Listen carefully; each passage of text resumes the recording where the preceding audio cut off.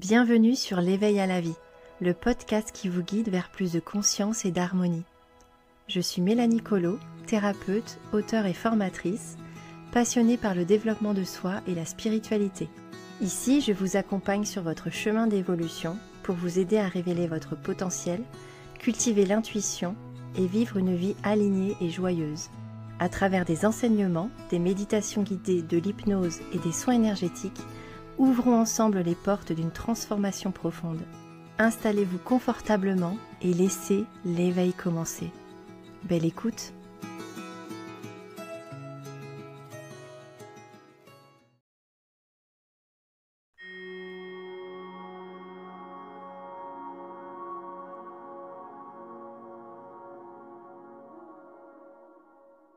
Aujourd'hui, parlons d'amour, de relations amoureuses. Savez-vous que l'amour n'a ni frontières ni limites ? Aucune barrière sociale, aucun âge, aucun statut, aucun genre ne peut l'enfermer. En réalité, l'amour s'embrase là où la vie s'installe. Il n'obéit à aucune règle, si ce n'est celle de respecter l'autre dans sa singularité. Aimer, c'est accepter l'autre pour ce qu'il est. Un être humain venu sur Terre pour grandir, apprendre, évoluer. Une âme en éveil constant. Nous ne sommes pas destinés à aimer les mêmes personnes. Il existe une forme de classement naturel selon ce que chacun est venu vivre ici, selon son expérience, son niveau de conscience.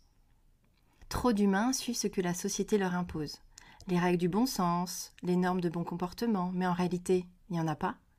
Quand deux âmes se reconnaissent, tous les diktats volent en éclats.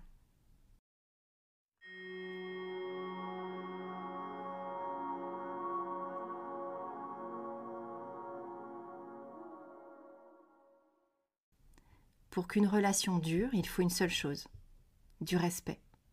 Le respect mutuel, le respect de l'autre dans sa différence. Et même plus que ça, apprendre à se nourrir de cette différence. Chaque partenaire a quelque chose à transmettre à l'autre. Trop souvent, on essaie de changer l'autre pour qu'il corresponde à notre idéal. Mais est-ce vraiment ce qui est bon pour nous ? Une relation amoureuse ne reste pas figée. Elle se crée, se construit, évolue, car chaque être humain évolue.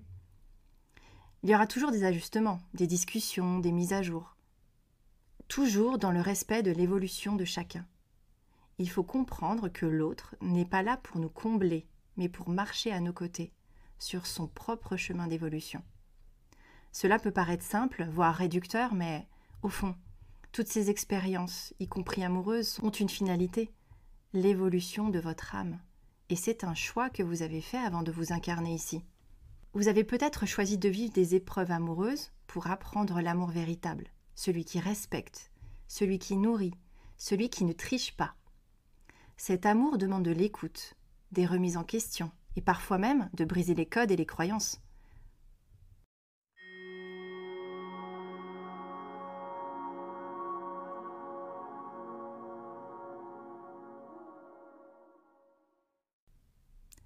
Une vie à deux, c'est un travail sur soi. C'est apprendre à se comprendre, à faire évoluer ses besoins, à les exprimer, car oui, nos besoins changent au fil du temps. Il y a nos besoins fondamentaux et ceux qui évoluent avec la vie. Et ça se partage. Il ne suffit pas d'aimer, il faut aussi communiquer. Alors je vous pose la question, quels sont vos besoins en tant que personne ? Et quels sont vos besoins en tant que partenaire ? Avez-vous besoin d'être respecté, écouté, compris ? De vous sentir aimé, reconnu, soutenu ? De partager de la tendresse, de la complicité, des moments fous ? Exprimez-le, dites-le. Ne présumez pas que l'autre sait tout de vous. Parce que si vous ne partagez pas vos besoins, vos désirs et vos rêves, comment votre couple peut-il fonctionner ? Être à deux commence par être clair avec soi-même, pour ne pas se perdre dans l'autre.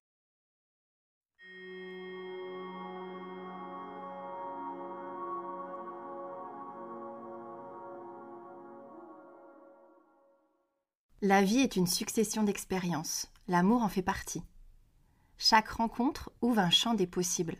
Mais souvent, emportés par l'euphorie, nous oublions de les regarder. Nous fonçons. Et ce n'est que plus tard que nous découvrons vraiment qui est l'autre. Et si nous prenions le temps de nous connaître, de ressentir nos émotions enfouies, de découvrir l'autre dans sa globalité, ses forces, mais aussi ses failles. Car c'est cela aussi qui nous touche, les failles. Êtes-vous capable d'aimer ces blessures profondes, de les accueillir sans vouloir les réparer? Parce que oui, un couple ne se crée jamais au hasard. Les blessures de l'un font souvent écho à celles de l'autre. Ce sont des miroirs. Et encore une fois, nous sommes là pour progresser. Alors pourquoi ne pas y aller doucement? Pourquoi ne pas apprendre à se découvrir, à explorer chaque facette de l'autre avant de décider de la suite? Posez-vous ces questions. Ai-je envie de continuer à vivre des expériences avec cette personne? Est-ce que je me sens bien? Est-ce que je me sens respectée? Est-ce que je me sens aimée et valorisée? Une relation de couple doit vous faire grandir et non l'inverse. Même à travers les épreuves, elle doit vous porter. Et pour cela, une chose est essentielle. Encore une fois, le respect. Le respect dans ce que l'autre est et dans ce qu'il représente. Quand ce respect est là, les épreuves deviennent des leviers de transformation. Sinon, elles séparent.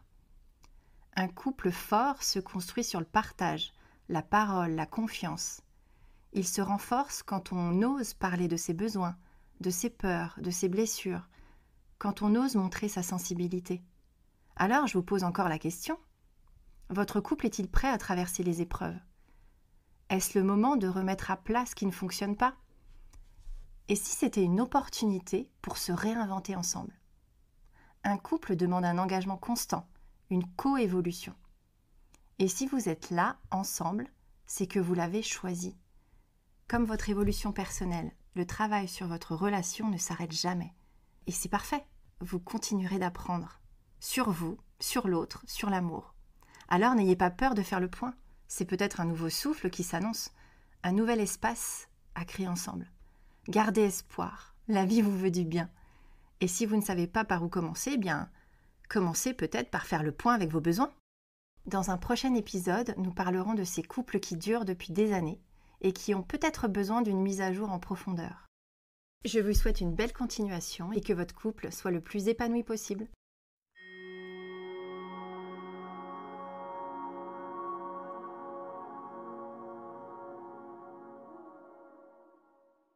Merci d'avoir partagé ce moment avec moi.